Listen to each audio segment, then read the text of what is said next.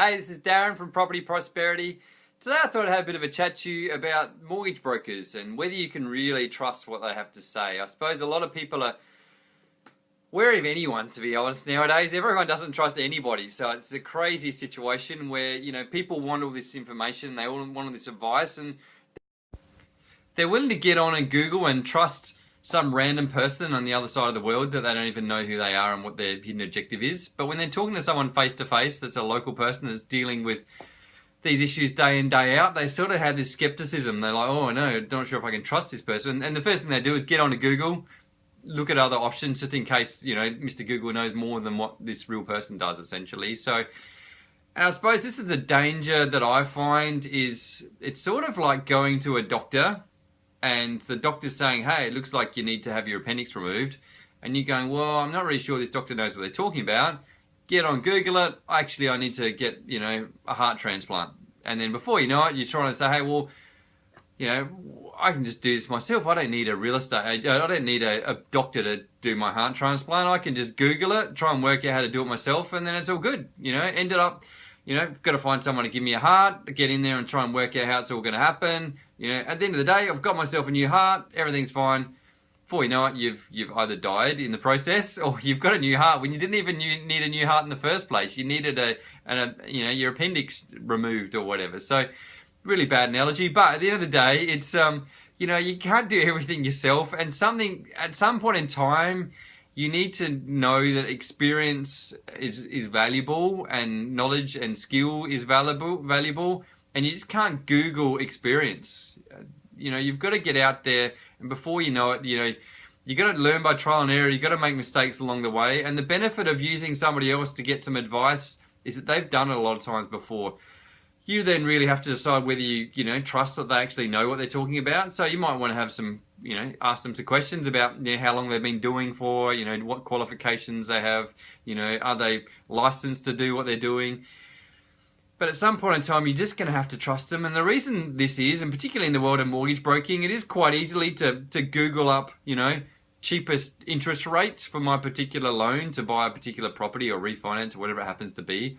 Focusing purely on the interest rate is not necessarily the best outcome for you. And this is where people don't really understand. Hey, Prasad, thanks for joining. Hey, Asli. They don't really understand, the value in having an expert. The expert there is not just necessarily to give you what you want.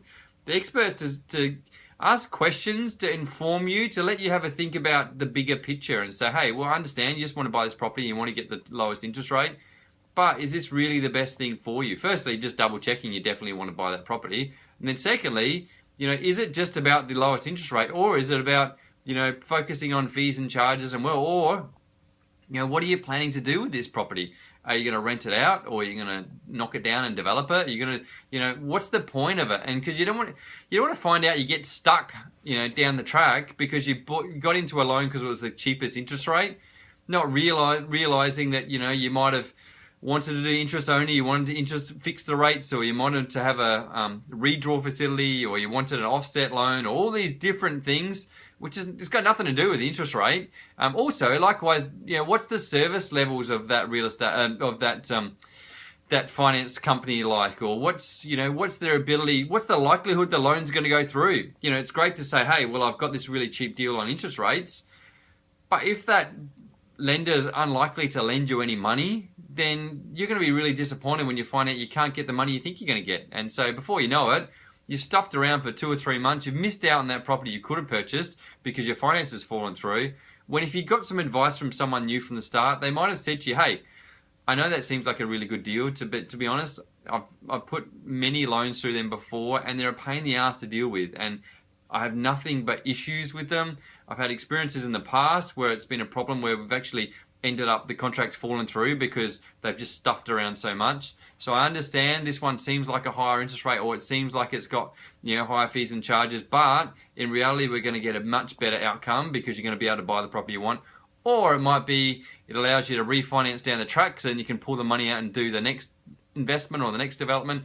So that's where experience comes in. They're not just purely focused on just getting the loan. They're focused on, okay, what are you trying to achieve out of this thing? And is this finance or this product that you're purchasing, is that going to help you achieve your long-term plan? And so that's where experience and knowledge comes in. And so you might say, hey, you've ring up a mortgage broker and you've asked him, what loan shall I get? And he might say, hey, go with ANZ. And then you've checked online and then you found out there's a better deal with, Commonwealth Bank. You might go, hey, well, that mortgage broker had no idea what they're talking about. The thing is, from your perspective, you're purely focused on one criteria, which might be the interest rates.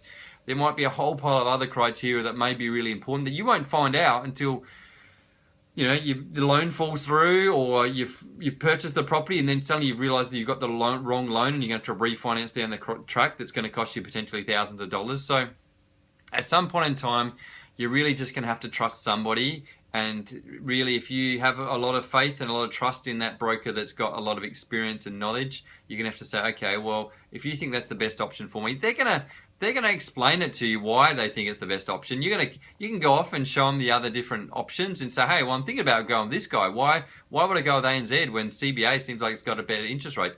Obviously, if they can't explain the logic behind why you should, then that's not so good. But 9 times out of 10, if they're experienced and they're knowledgeable, they're going to say, this is the reason, and the logic should make sense. So just do it, basically. Go out there, have a chat to a mortgage broker. And the other thing I find that people do, which from my perspective seems really nuts, but I know why it would make sense from other people's perspective, is they shop around between mortgage brokers. I've talked to people, they've talked to 3 or 4 different mortgage brokers.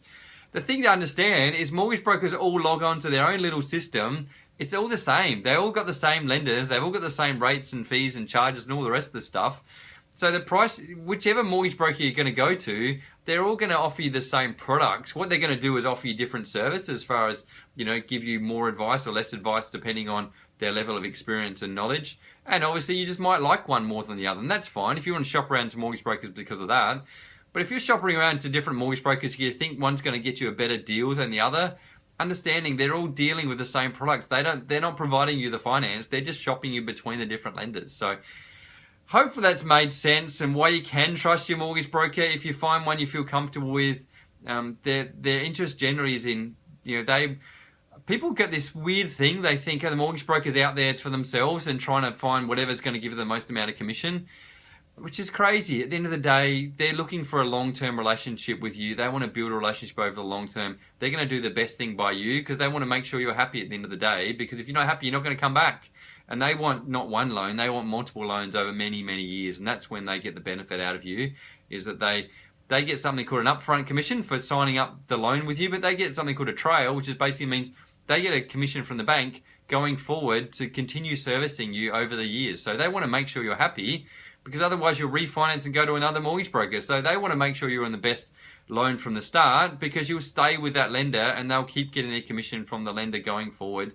And likewise, if you do want to reassess, you go back to that broker, they'll look at your options and make a decision on whether that's still the best option for you or whether you should look elsewhere, and they can hold your hand through that process too. So hopefully that made sense for everybody, and hopefully it's a lot clearer for you if you are not sure about what the whole world of mortgage broking means. If you found that interesting, click on the like button. If you haven't found it interesting, then still click on the like button, because I really appreciate it. And if you know someone's weighing up their options about buying a house, they're not sure about the whole finance thing, click on the share button. Hopefully they'll find it useful. I've noticed that Alistair's responded back here. He said that, hi Darren, that comes down to lack of trust between client and broker, but he said it's a good topic. So yes, and at the end of the day, it comes down to any relationship with any professional that has experience and knowledge that you want to gain from. You're just going to have to trust them. You're never going to have the same amount of knowledge and experience as them. They've done hundreds, if not thousands of transactions, and you're relying on the fact you've just Googled, find a cheap rate, and then that's your level of experience and knowledge. You're never going to have the experience and knowledge that they're going to have, so you're always going to have to trust someone at some point in time. Hopefully it's made sense, everyone. Hopefully it's a lot clearer for you, and I wish you well. And if you've got any questions that you'd like me to talk about in the future episode, then click on that. If you've had experience dealing with mortgage brokers in the past, good ones or bad things, I'd be happy to hear about it. And I look forward to talking to you all again soon. Thanks, guys. Bye.